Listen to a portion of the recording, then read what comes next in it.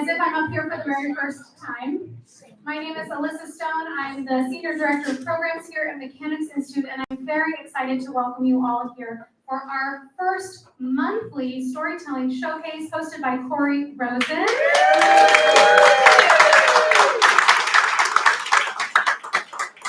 Who is here for the very first time? Awesome. Welcome. We hope it is the first of many, many visits to Mechanics Institute.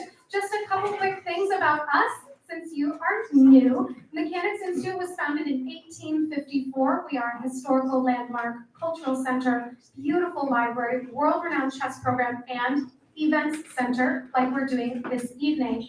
We have chess programs for all levels, including tournaments and scholastic programs, author events, writers groups, book groups, storytelling showcases, classes, our incredible general interest library. We have something for everyone here at Mechanics Institute. So I hopefully will be encouraging you through the night to check out milibrary.org and join us as a member here at Mechanics and be part of the incredible legacy here in San Francisco.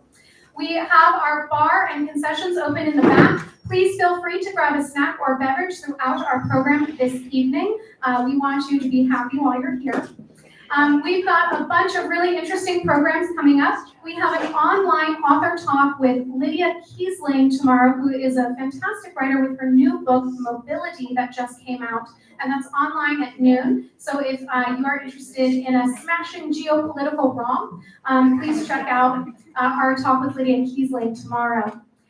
We have Cinema Lit, which begins next Friday, September 8th.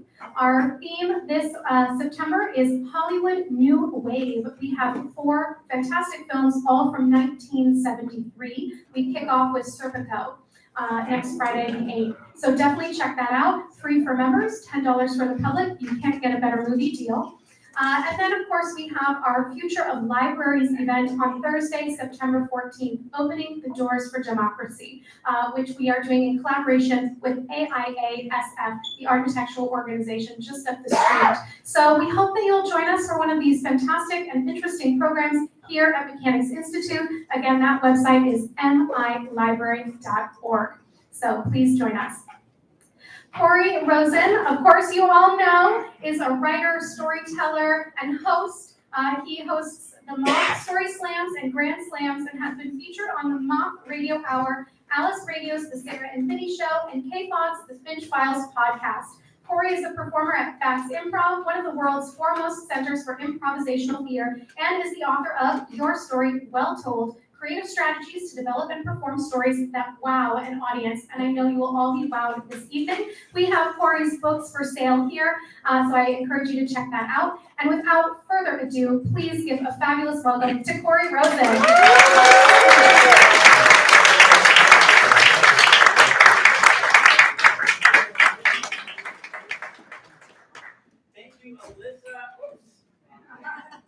Thank you, Alyssa, and welcome everyone to the show. Yes, it is so wonderful to see so many wonderful faces out here and to be starting tonight is the beginning of a monthly residency kind of thing. That I will be doing this every month throughout the year, like until next spring. So you guys are here for the first of a thing. You're early adopters. Give it up for yourselves. You did it. You were the first to do a thing. I am so just thrilled to be here. This is not my first time at Mechanics Institute. Who here is a member of Mechanics Institute? A lot of you. Thank you for your support. There's a thing about this place that really inspires and excites me. I think that it just kind of exudes a spirit of wisdom and learning and curiosity. And that is connected to what we're going to be doing with these shows and with the show you're seeing tonight, which is this concept of inviting people, performers, entertainers, storytellers, writers, stand-ups, authors, different people to kind of share a little bit of their perspective, a little bit of their thoughts, interests, and a little bit of their selves through short-form storytelling or joke-telling or whatever. In fact, one of the acts coming in the September show next month is a magician.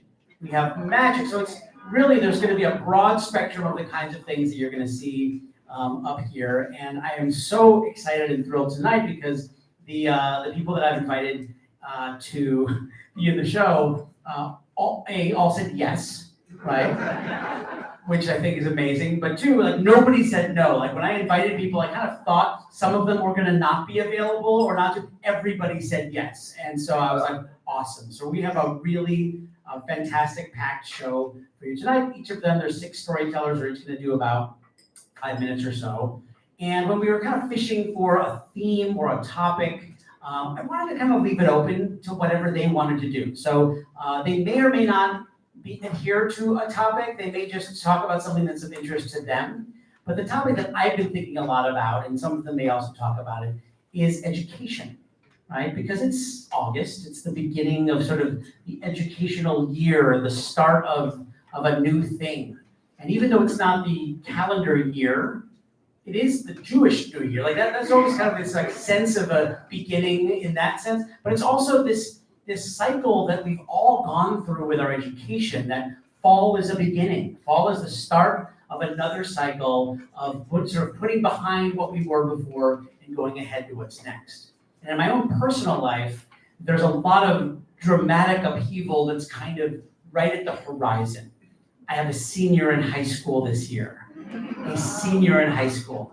And I feel personally like I am in this crazy tug of war between this feeling as a parent and as a person to say, do exactly what I did, and this feeling that I have as a San Franciscan and a Californian of, yeah, just do whatever you want.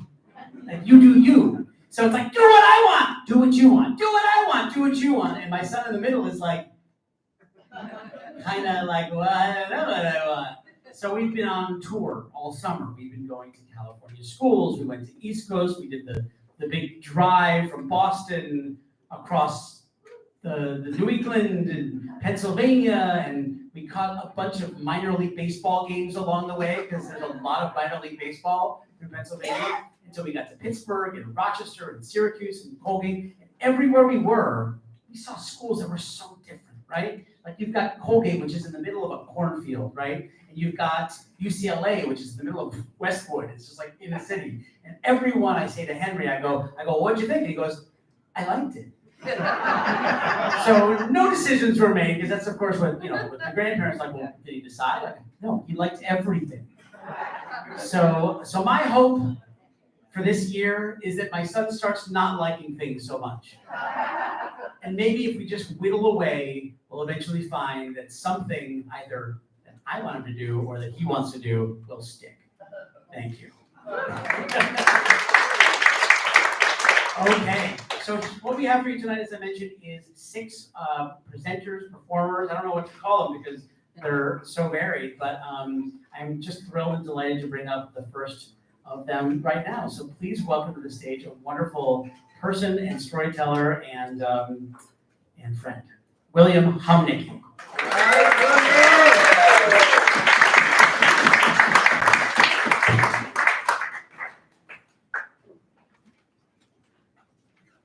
Can everybody hear me okay? No. Yes. All right. How's this? Yes. All right, next up. All right. So I had once in a lifetime opportunity to be reborn. In 2007, I stepped off an airplane in Nepal, birthplace of the Buddha. I was newly married, had a new career, and I was motivated to make those hard, positive changes in my life that I'd always put off. A year earlier, I was living in San Francisco. I was single, 35, living in an apartment share, and I was a boring financial analyst. I quit. I became a US diplomat to travel the world. At my going away party, I met this intelligent, funny, and beautiful woman. We got married. And so I headed to Nepal with the opportunity to make the positive changes for not only myself, but for this new marriage. So when we went to Nepal, we started doing fabulous things. By the Momo stand, we rescued this mangy street mutt and called her Momo. We trekked to the Mustang region of Nepal and were guests of the former king. But there was still something in me. I needed to do something big, something to prove that I was truly reborn. So in late May of 2008, I'm tossing and turning in my sleeping bag in a tent on Kumbu Icefall at Everest Base Camp, elevation 17,600 feet. Glaciers are rumbling around me. The ice beneath me is cracking and groaning. I couldn't sleep. I was worried about the physical and mental challenges that lied ahead. So next morning, I woke up and I drank what I could from a half-frozen water bottle. And I stripped down to my shorts, my shirt. And at the start of the whistle, I began the marathon, the Everest Marathon. 150 other runners running 26.2 miles through the Himalayan mountains. And so it was really dangerous because there was lots of rocks and ice, but after about 20 minutes, the dopamine kicked in, the runner's high. And it's hard for me to kind of explain what this is like if you haven't been there, but for me, it's like being a dancer, like a ballet dancer just floating down the trail. I don't have to think about anything. I'm euphoric. I just bounce off one rock to the next and over roots, and the next thing I know, I'm at the finish line. No broken bones, no shed blood.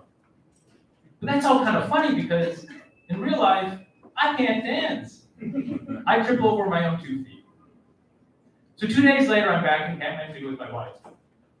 And it's time to face that mental and physical challenge I told you about. The marathon? That wasn't it. I was going to face something much, much more difficult. So the next night, my wife and I went to the Bhatpatini neighborhood of Kathmandu. And we had dinner at the Roadhouse Cafe. My stomach was in knots. I was really nervous, tried to delay the meal, didn't want to finish. My wife says to me, "It's time, you ready?" Like, not really, but she grabbed my hand and we walked up the stairs to the dance studio. I had signed us up for dance lessons. And so what kind of dance do they teach in Nepal? Bollywood? No, thank goodness. I'm not that fortunate. But salsa lessons, which seem much more practical. So back when I was growing up in Rochester, New York, my 60-something-year-old parents every Sunday would labor in the yard and doing housework. And after dinner, they would come out. My father would drink 1 bottle of Genesee beer. He'd take the bottle cap, the flat end, and he'd stick it to his forehead. It would stay there for hours because of the sweat and oil, I guess. And then they'd plug in this cheap portable radio in the garage. And they would dance cheek to cheek, stomach to stomach, to the sounds of Big Band and the Grasshoppers. This was the only time my parents of 9 kids, I'd ever seen show affection towards one another. I couldn't imagine anything more wonderful. So back in Kathmandu, it's time for the dance lessons. And so the instructor's great. She's showing us the moves, and I'm dancing with my wife. Ouch! I step on her toes. And then a little while later, I trip over my feet. But I still have the energy to do this. And the dance instructor then forces us to rotate partners. And so I'm dancing with this Nepali woman. Ouch! I step on her toes. And, not so great. And we rotate again, and the next Nepali woman had seen what had happened, and she kept her toes away from us. At the next rotation, I grabbed my wife, and I wouldn't let her go. I said, "I am not dancing with anybody else. This is just too embarrassing." And a little while later, frustrated, I walked out, and I never went back. So I now find myself, older in life, and it's really hard to be reborn now. My wife and I, struggle to pay the bills and raise our preteen. So I wish more than ever that I had not given up on those dance lessons. I feel like I failed her and I failed myself. For as difficult as the times may be, I still can't imagine anything more wonderful than dancing through life with my wife in my arms.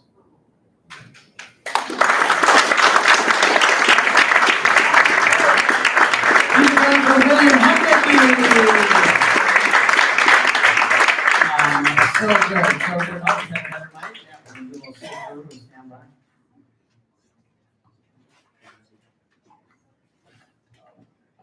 Hello. All right. This should fix the little popping. Did you guys hear a little popping noises? Yeah. Okay, so William will be accepting dance tips. If anybody has them also on the way out, if you see him, you can teach him the cha-cha slide or something. And without further ado, I want to bring up our next storyteller.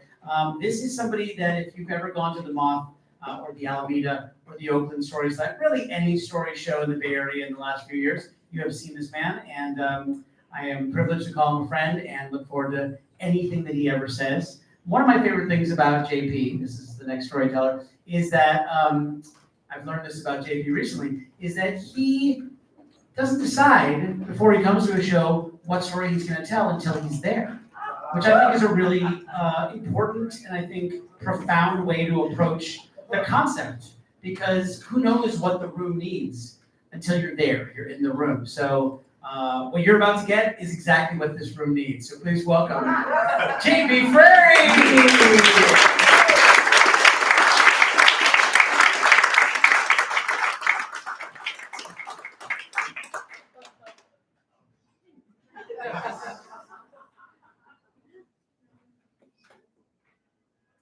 Can you hear me? Yeah. First I was afraid, I was petrified, kept thinking, it's girls' game. I'm in the arcade and I'm watching Jennifer Peasley. She skates out onto the roller rink with all her friends.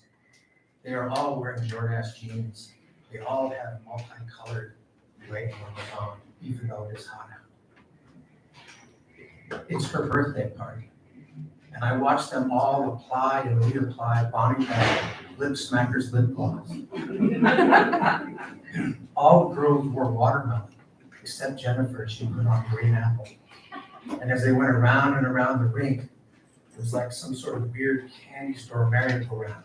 Watermelon, watermelon, watermelon. Green apple. It's a co-ed birthday party, and I was not invited. I live on the wrong side of the creek. The boys that were invited, they play football or baseball, and they wear their hats backwards, and I don't even have a hat. I am watching from the arcade, and those boys are sitting at the table with Mrs. Peasley while the girls go around and around. She's making a sign. Closer? Better? Yes. All right. Sorry. I'm watching from the arcade, and the other boys are sitting at the table with Mrs. Peasley. We're all watching the girls go round and around. I came early so that I could steal the quarters out of the tampon machine in the girls' bathroom.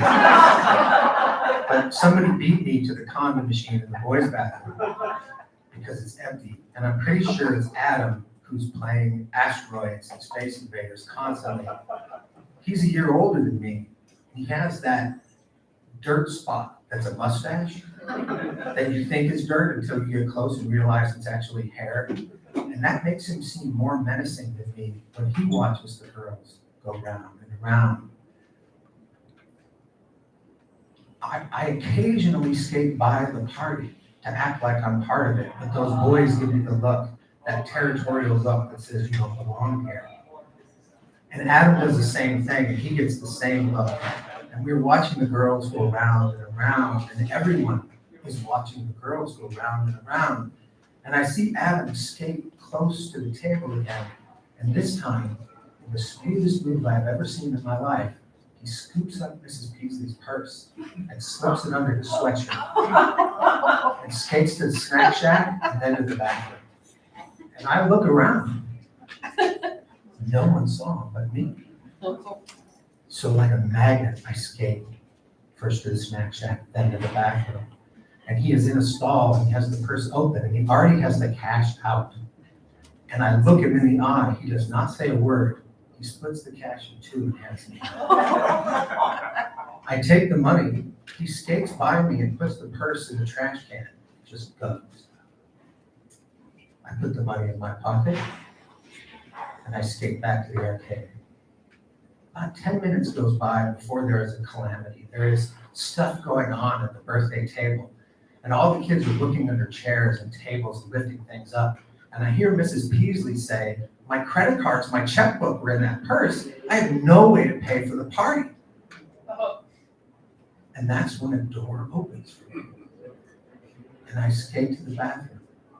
And I open up the trash can. And I pull out the purse. I'm not dumb enough to skate right back to the party. I go up to the snack shack and say, hey, I found this purse in the boys' bathroom. And the guy behind the counter goes, I think it's over there, follow me. And he skates out from behind, because he wears skates while he works the snack shack. And he skates to the party with me behind him. And he goes, hey man, this kid, I think he found your purse. And I hand the purse like this, and she goes, wait, don't you live near us? I say, yeah, I live across the creek from you. She goes, oh my God, well, thank you so much. Oh my God, you should join us. And I eat pizza with the girls. And Adam's lurking by the arcade watching me the whole time. It's couples game. Muskrat Susie and Muskrat Sam. And I'm holding Jennifer Peasley's hand as we go round and round. And Adam, over by the arcade, mouths. Later, I take Jennifer to the snack shack and I buy her an ice cream with her mom's name. And I can tell you that Bonnie Bell Lip Smackers green apple does not taste like green apple. It tastes like wax. Thank you. Here we go for J.B. Frary. Yes. I told you, that's what the room needed, right? Yeah, and JP will be in the back giving green apple kisses after the show. So anybody needs dance lesson or a green apple kiss, JP is there. All right, now I am thrilled that Haley is here again with us.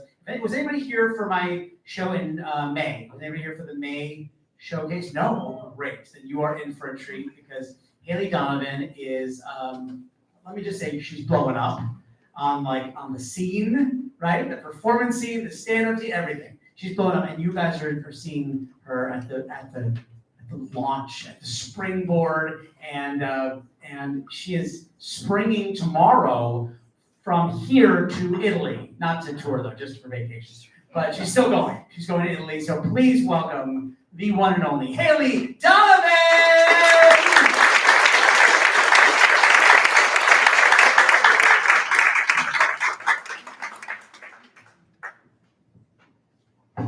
What's up, everyone?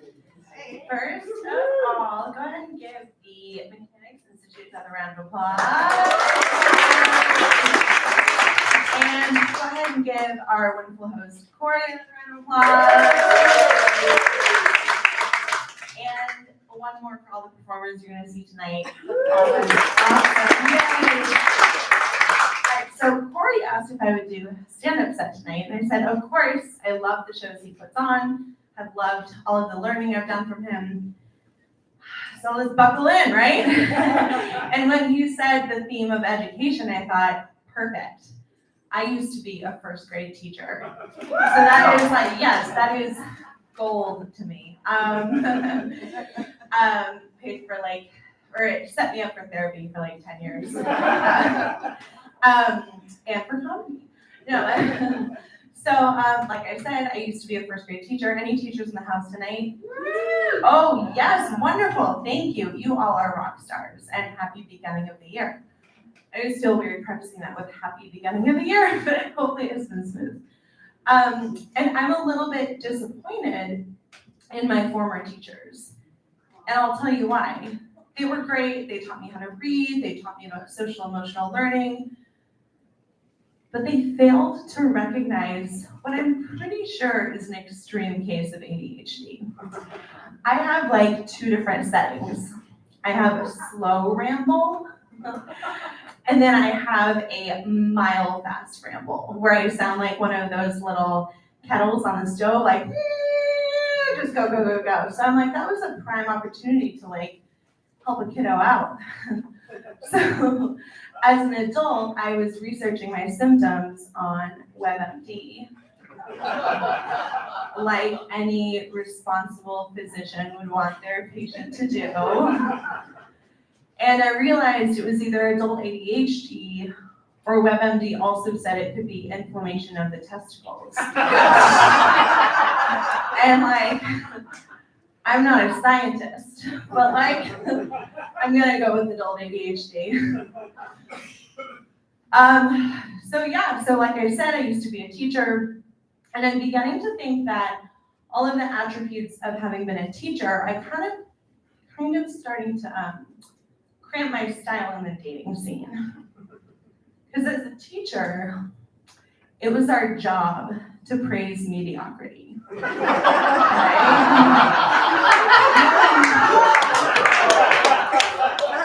You would have kiddos, like I taught first grade, you would have 6-year-olds coming up to you, like shoving a Tupperware of dirt in your face. Being like, look at this chicken noodle soup. And you'd have to reach way down in your energy stores and be like, wow, that looks delicious. Did you make that yourself? And so I'm a male middle manager's dream. I'll be on these dates and they'll be like, oh, let me show you this really great tortilla soup I made. And they'll like show it to me on the phone and it's just like some ingredients thrown together. But me, I'm like, aha, I gotta like uplift their spirit. I'm like, wow, that looks amazing. Did you make that yourself? And he'll be like, oh, like Blue Apron, same thing. Same thing. And then if I'm really, really reaching for my teacher skills, I'll be like, that is so resourceful of you, wow. Other things that my dates just love about having been a teacher is the ability to keep my thoughts in. I'm used to kids being like, they're out of chocolate milk. And to that, I want to be like, sounds like a personal problem. But I have to be super loving because it sucks when they're out of chocolate milk.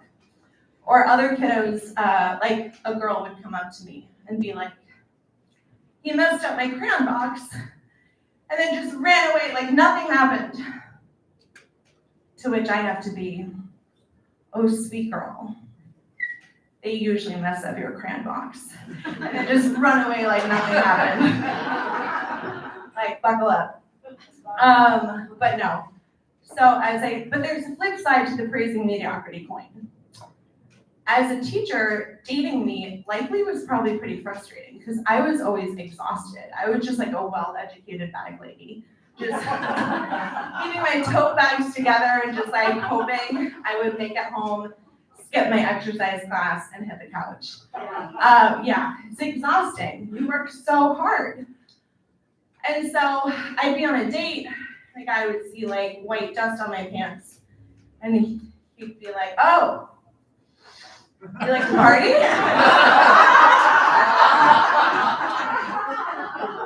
And I'd look down and be like, oh, that's just goldfish cracker dust.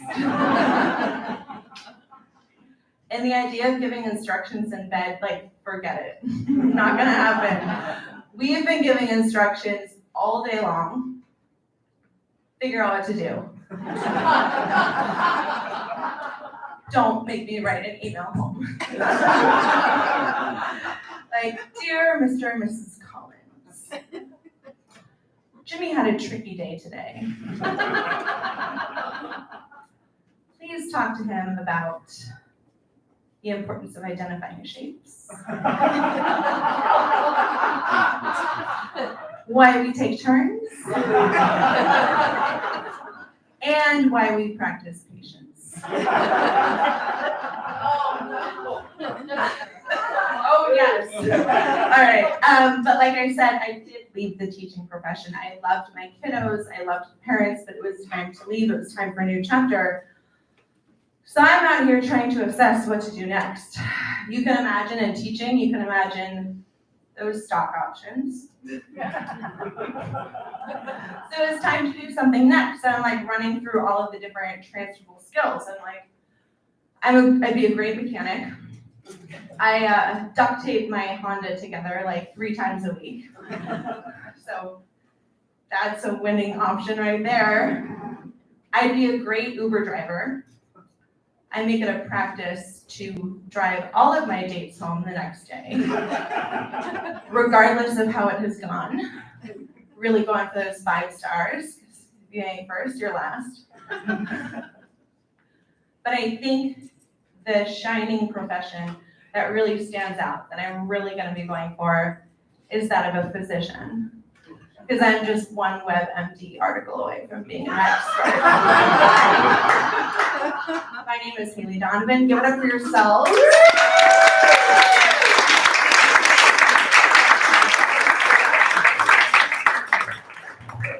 Keep it going for Haley Donovan!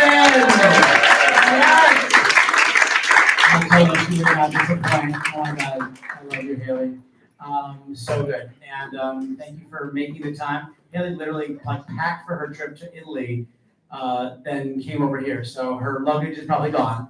We all know. So there you go. So she's staying. She's not leaving. Just kidding. All right. So we are. Let's move it right along. Are you guys ready for change of pace? Okay, good. Because you're about to bring up somebody that I want to say from when I really started doing Moth shows. Charles was right there, right? How long have you been doing like storytelling in this whole world, Charles? 6 years. 6 years. So Charles has been doing this a long time, and he's got so many wonderful gifts, and you're about to experience one of them. So please welcome to the stage, Charles Scheinblum.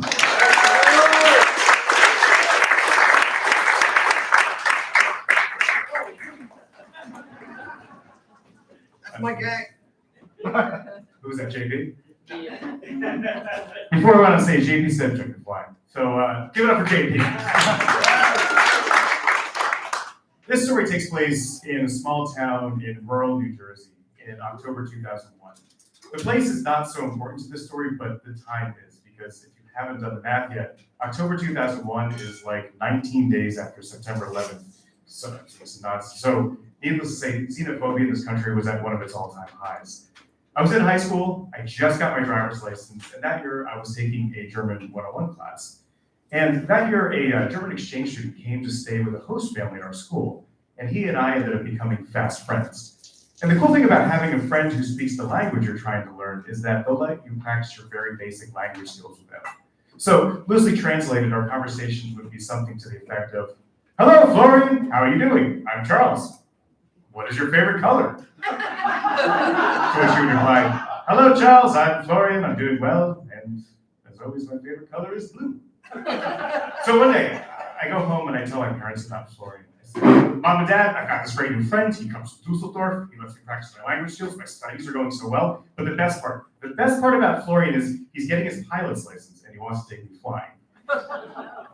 Good time to remind you all of the proximity of this story to September 11th. So my parents said, "Wow, Charlie, I'm so excited you have this new friend and he lets you practice your language skills, your studies are going so well, but do us a big favor and don't go flying with Florian." To which I replied, "You got it." So the next day I go to school and I see Florian and I say, "Hello, Florian, was ist deine Lieblingsfarbe?"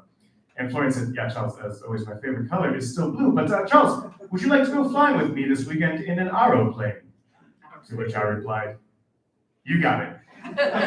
So that weekend rolls around and I drive myself to the little airport in our town, and Florian's giving me a tour of the plane. And if you've never been in a small propeller aircraft, it's not like a sedan. There's buttons everywhere, we're shoulder to shoulder, and Florian's giving me a tour and he says, "Charles, words of the wise man, don't touch anything. That is the ejector seat." I'm just joshing with you. That is the ejector seat. And I know he was kidding, but point taken. Don't touch anything, because that can be the button that grounds the aircraft and kills us both. So we take off, and it's amazing. It's fall in New Jersey. All the trees are changing colors. We fly over the high school. We fly over my parents' house. We both agree it's very funny that they forbid me to do this, and yet here we are, just a few thousand feet above their heads. And we're flying around for a little while, and eventually Florian says, "Charles, do you mind if I practice a maneuver for my flight examination?"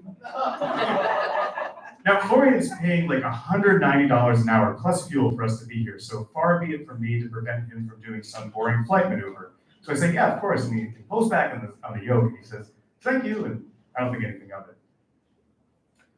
So So I'm not super well versed in aviation, but my understanding is in order to escape the pull of gravity, an airplane has to be moving forward at all times.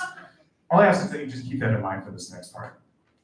So we're pointed up at the sun, and the engine starts to make this horrible sound. It goes, go, go, go, go, go. And it dies. That's correct. And there's this amazing moment where there's no wind sound, there's no engine sound. We're just coasting, blissfully, weightlessly in the stratosphere. And this moment of bliss lasts for exactly 1 moment before the true master of this whole situation grabs the front of the aircraft and says, "Hello, I'm gravity," and pulls us towards the earth. And all of a sudden, those beautiful trees are getting bigger and bigger and bigger. You know, timber's going one way, speedometer's going another way. All these lights are flashing, going, da, da, da, da, da. And Floyd's got a hand on the yoke and the keeping ignition. And I got an arm on the armrest and a hand on the roof, and I'm completely white-knuckled and I'm completely puckered shut. And I'm not talking about my lips. And I look over, and Floyd's going, Floyd, what is happening? Yeah, Charles, it seems the mechanism that typically moves the fuel mixture through the engine is not functioning in a way that it typically would in a situation such as this. Stop fishing for English words and fix the freaking engine! Years later, I realized this is the exact same story of Icarus. And if you're not familiar with it, it's a story from Greek mythology where this father gives his son these wax wings and says, "Son, you can fly anywhere you want with these, but don't fly too close to the sun, for they will melt and you will die." And Icarus says, "You got it." And he immediately flies way too close to the sun, they melted, and he died. Icarus is killed by his own hubris when he disobeyed his father and flew off into uncharted territory. And that's about to happen to me. But spoiler alert, I did survive. The engine burst back to life, and we level off.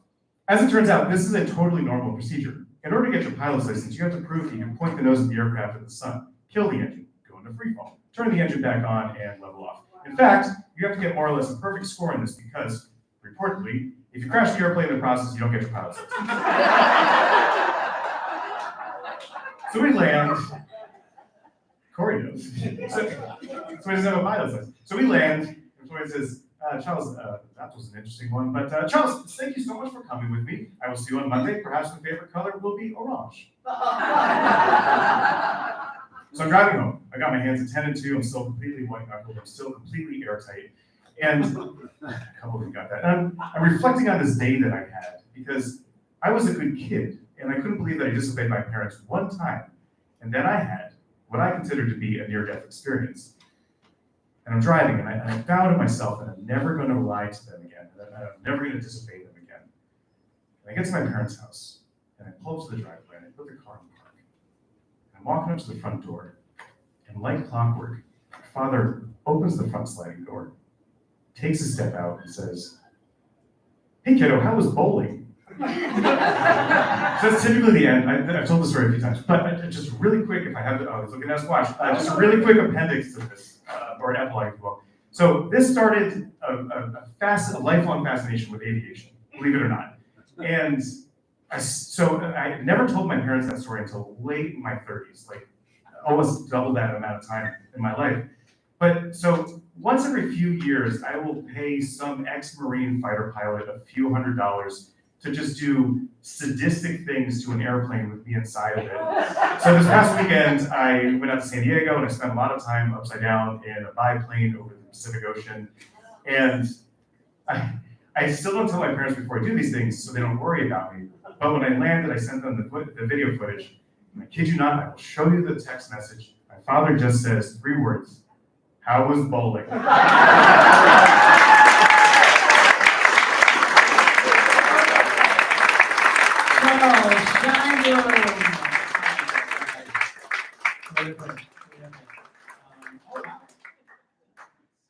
That's so nice.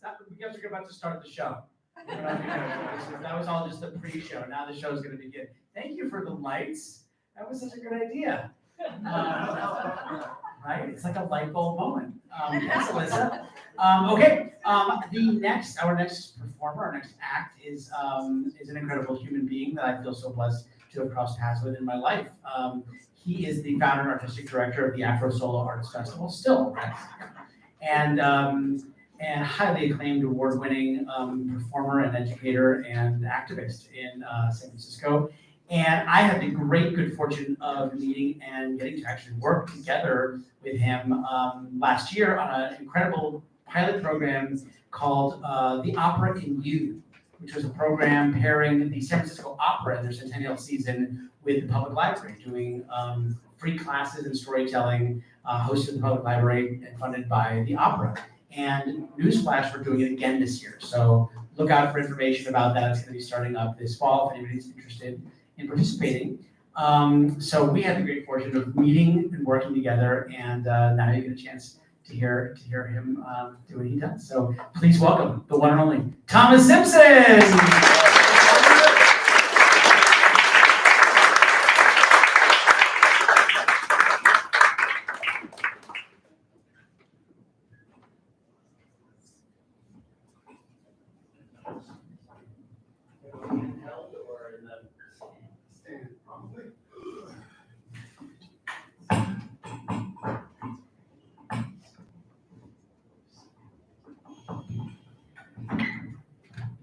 Oh, great. And I'm hoping most of you can see me. You're seeing that I'm sitting down. You probably noticed I have some situations, so I have to sit. What I would like to talk with you about, though, is first ask you a question. Have you ever had to take a test? Whether school, or to become a lawyer, to become a doctor, or something else. And the thing is, you knew you were going to pass. That happened to me once. I was in college. I was taking this class, and I studied up, down, around, backwards, and forwards. I knew the material. I knew I was going to make an A, so I wasn't even worried about it. But before I go there, let me say a little bit about me. I'm Thomas, as he said. I'm from Nashville, Tennessee. My father had a third grade education. He grew up in the hills of Tennessee, and after the third grade, he had to go to work in the fields. This was around 1915, 16. So he didn't get much education.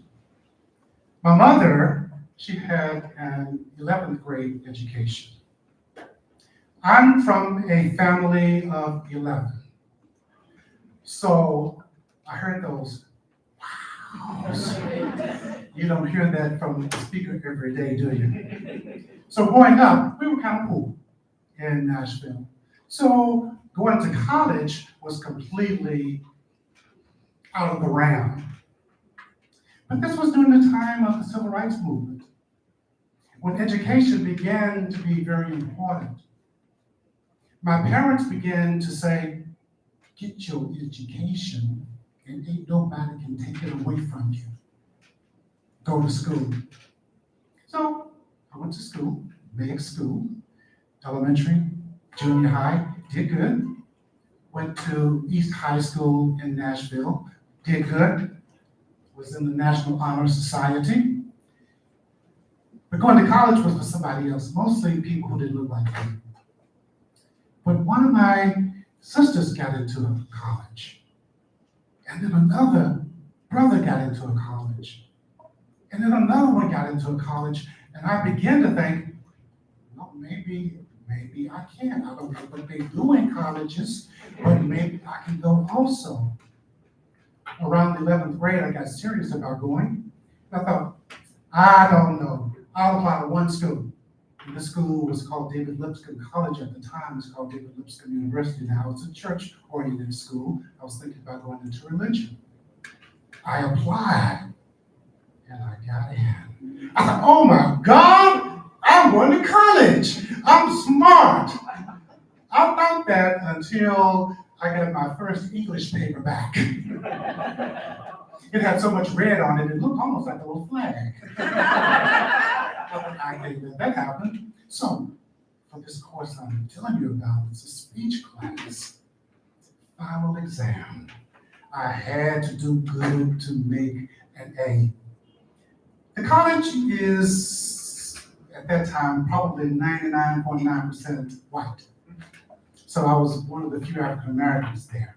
So I wanted to do good. I went in,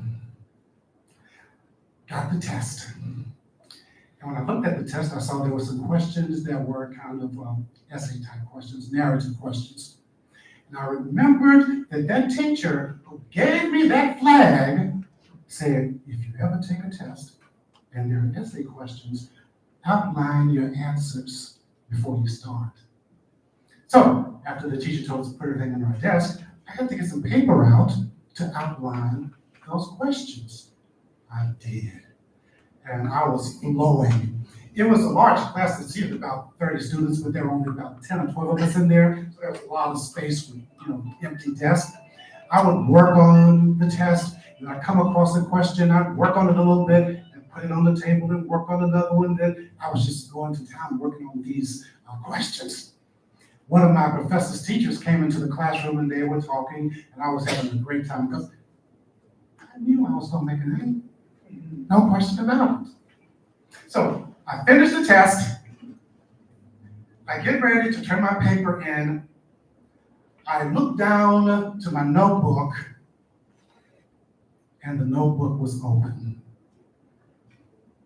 And not only was it open, it was open to one of the answers to the question on the test. I thought, oh my God, this is a trick school, I get kicked out. So I scooped up my things, rushed it, turned my paper in, and scooted out, and nobody said anything. I thought, phew, I made it.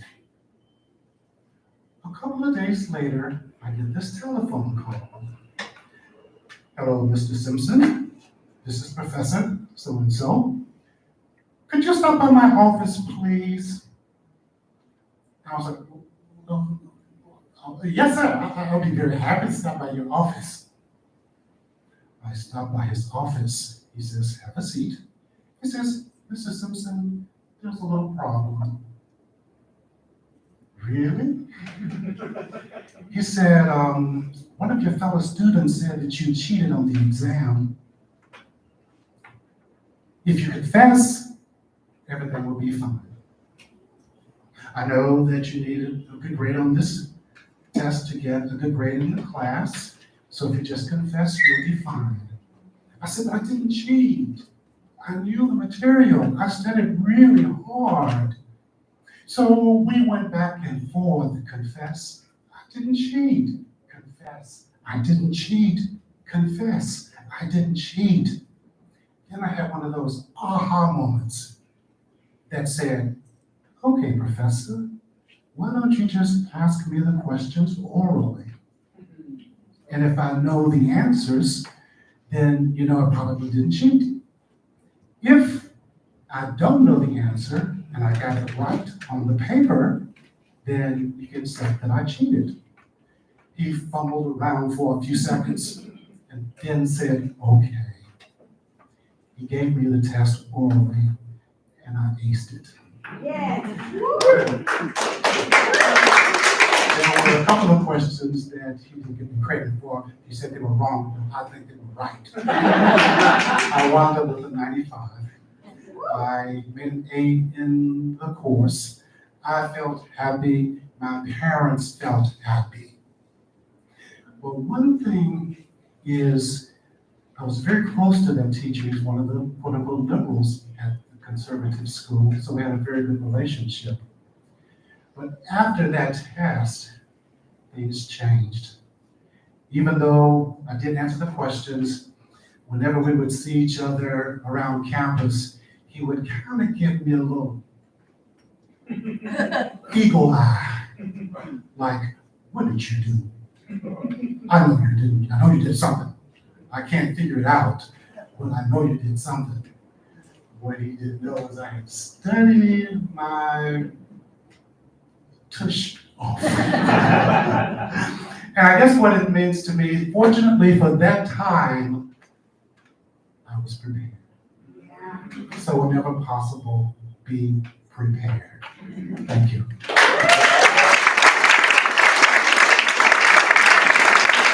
Please welcome Thomas Simpson. Wonderful, Thomas. Thank you so much. An important lesson for us all.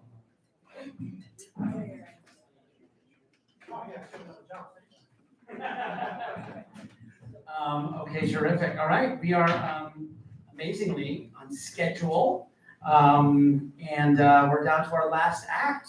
So let's hear it for everybody so far that's been so wonderful to have you all here. Great audience.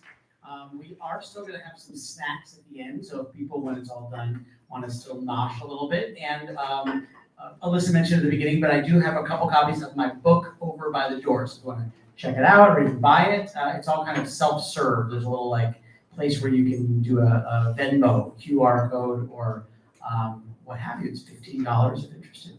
Okay, it is time for our last performer, somebody that I crossed paths with several years ago and didn't see her through, of course, the whole pandemic.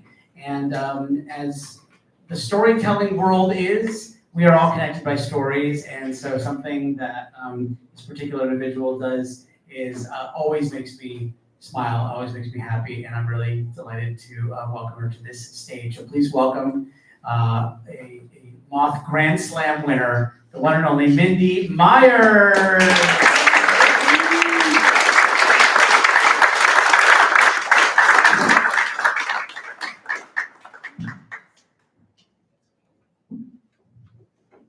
Hi, Mindy, you ready?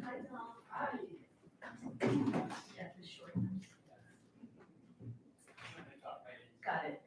So I'm dedicating this to my daughter Talia, who came with me tonight.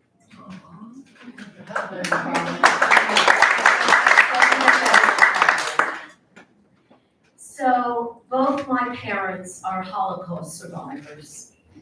They were both in concentration camps. They both had very difficult, traumatic lives.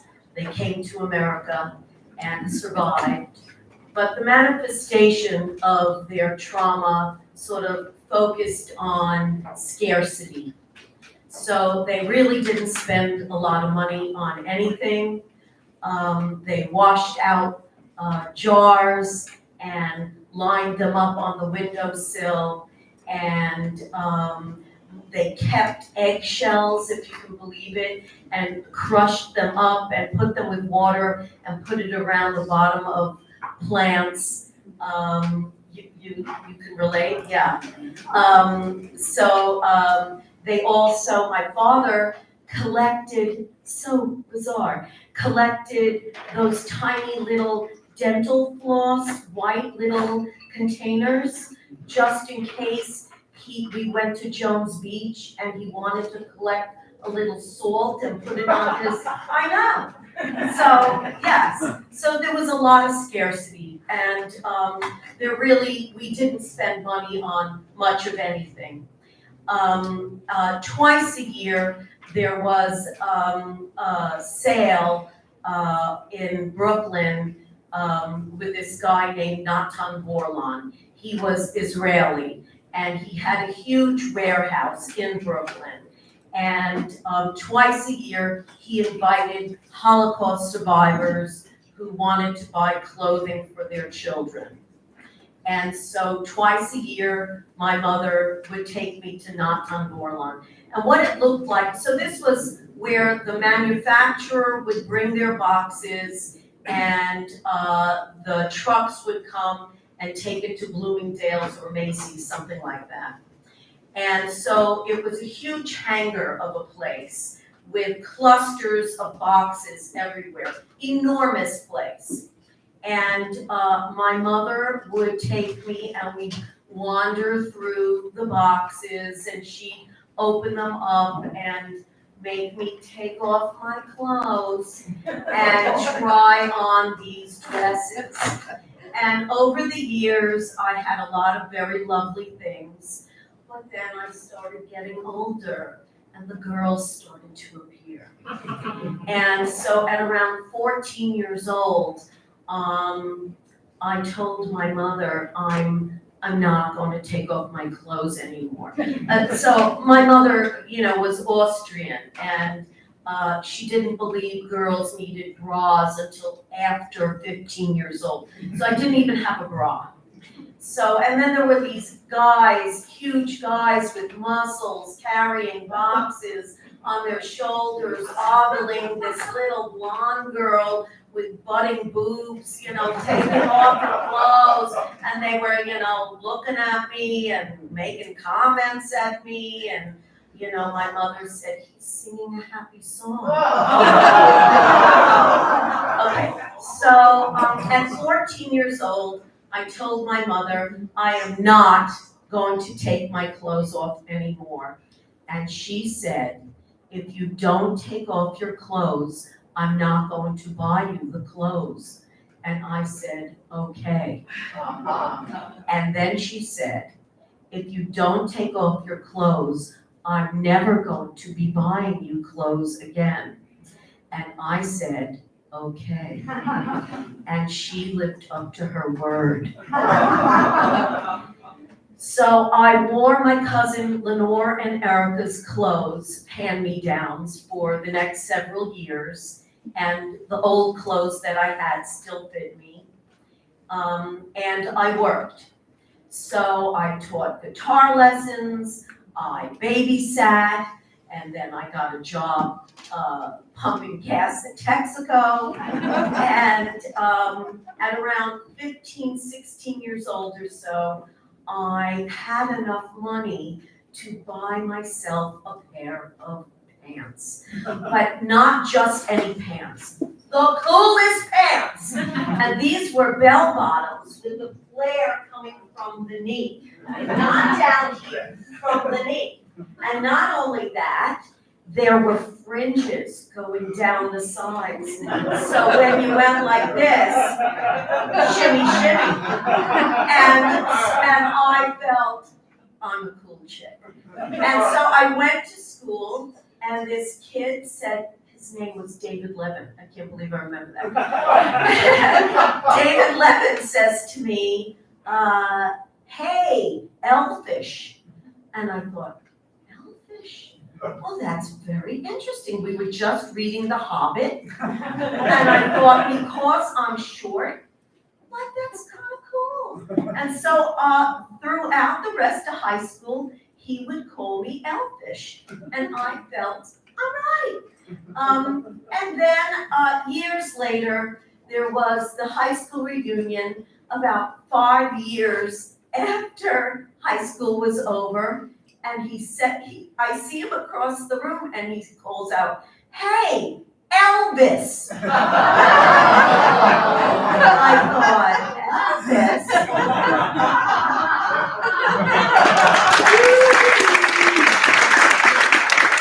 right, here comes from Mindy or Elvis. Terrific. Now wait, actually, before you sit down, Mindy, I'm actually going to bring everybody up. So I want to do a little curtain call. So let's bring up the cast of today's show. If they're still here, and give us a bring them up there. Here they are.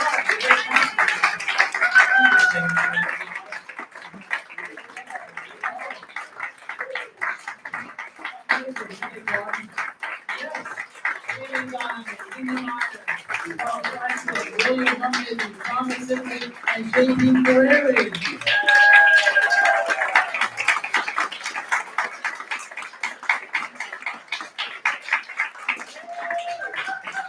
Terrific. So as mentioned, this is a monthly series, so we really hope you come back. It's always going to be this time, so it's the last Wednesday of the month. So the next one will be September 27th, right here. Tickets in the same way, so just go to the Mechanics Institute website. MILibrary.org. MILibrary.org. Woohoo! Let's hear it from Mechanics Institute.